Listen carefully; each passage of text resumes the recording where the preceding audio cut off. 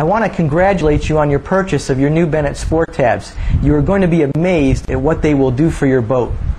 Now, in my years of boating experience and working with boaters, there's not a time that someone hasn't said to me, can I handle this job, or can I do this installation or complete this repair on my own? I want to assure you that your new Sport Tabs are designed for the do-it-yourselfer. Today we're going to walk you through that installation, and right now I want to give you an idea of what's in the kit so you can see exactly what is involved.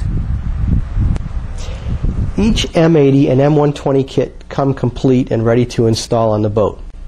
We're going to walk through the components in the order that they fall in the system, starting with the helm control, which is placed at the dash, where the operator will actually control the trim tabs, which runs to the hydraulic power unit. To the hydraulic power unit are connected the port and starboard tubing runs, which connect the hydraulic power unit to the port and starboard actuators. These actuators are mounted onto the trim tabs, and the trim tabs themselves are secured to the hull with backing plates and hinge plates. We complete the kit with the necessary hardware and fasteners to do the installation. Here we've laid out a few of the tools that you're going to need to complete your trim tab installation. Now, fortunately, you don't have to own the tool department at the local hardware store to carry this job out. You'll need a few of your favorites, maybe a favorite screwdriver or a pair of pliers, an electric drill, some masking tape, Teflon tape. A pair of vice grips will make the job easier.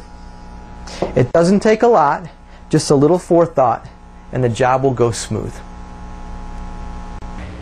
There are two things that we need to make our installation go smooth.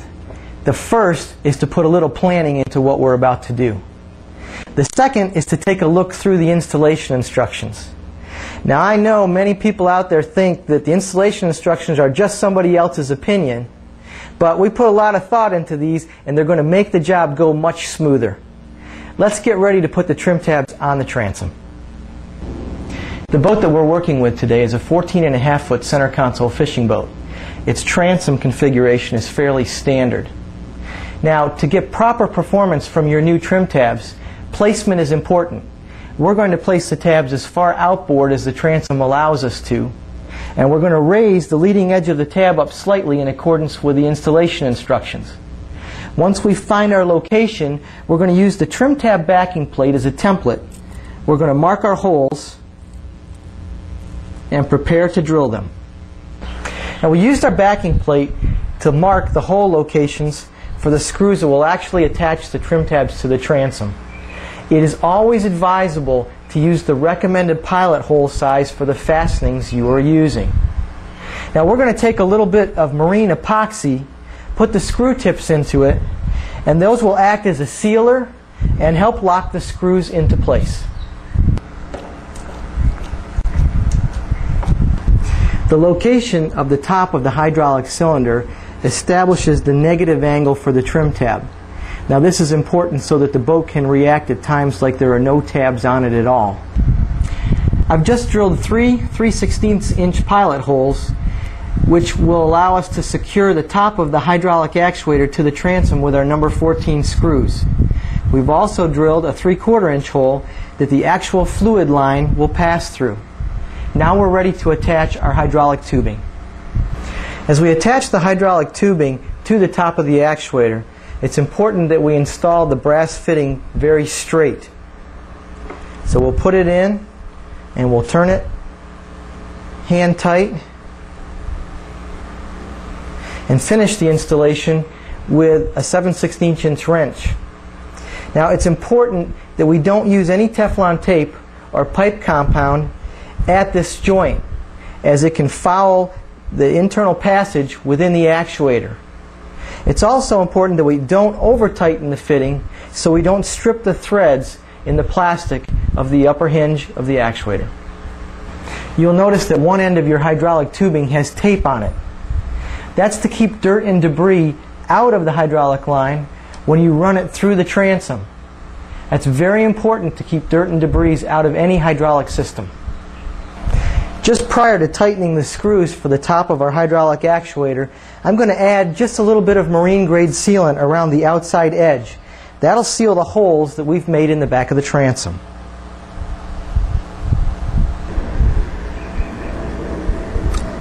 Now that we've finished the mounting of our hydraulic actuators and running the tubing, we've completed the work outside the boat and we're prepared to move inside. The first thing we need is a dry location for our hydraulic power unit. Now in this boat, I've chosen a bulkhead inside the battery compartment to locate the mounting bracket for the hydraulic power unit. This compartment should remain fairly dry, giving us many years of service from our hydraulic power unit. We've filled the hydraulic power unit with any type of automatic transmission fluid, and now we're ready to slip it into its bracket in the battery compartment.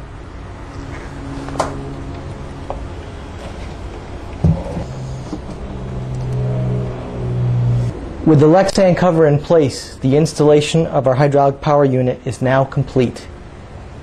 It's time to attach the hydraulic tubing to the power unit itself.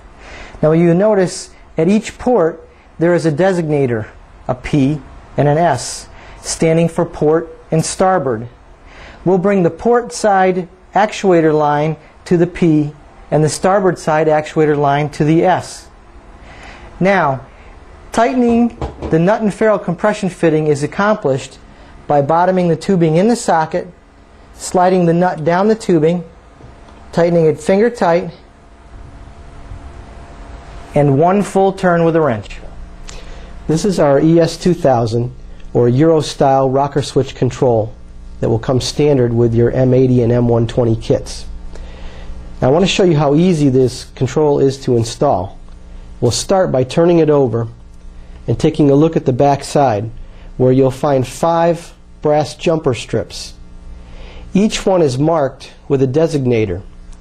You'll see a Y, a B, an R, and a G. On the center bar, you'll find a plus. These markings coordinate with the wire harness colors that will be attached to each jumper. Now you will notice that there are 2 screws for each jumper. The wire can be attached to either one as long as the color of the wire matches the letter that's on the brass. Yellow will go on top, blue on the bottom, red to my left, green to my right. The plus is our incoming power, or the orange positive hot lead. Now I want to show you how easy it is to put this switch into the dash. We're going to use a plexiglass display now that we've moved inside to simulate the installation of your helm control. Now we're going to start by taking a 2.5-inch hole saw, locating a convenient location for the control, making sure that there's nothing underneath it that is in the way, and making the 2.5-inch hole. You will also see on our display that we've drilled 4 7/64" holes in order to mount the screws that will actually hold the switch in place. Once our holes are made, we can pull our wire harness and hot lead through the hole, making sure first that our gasket is in place.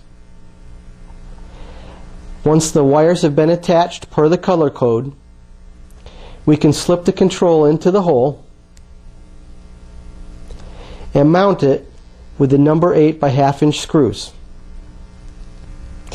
Once our number 8 screws are secured, we can complete the control installation by snapping on the bezel.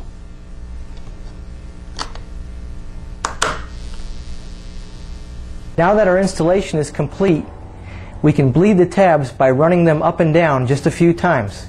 The system is self-bleeding. And once that's done, it's time to go out and enjoy your new tabs.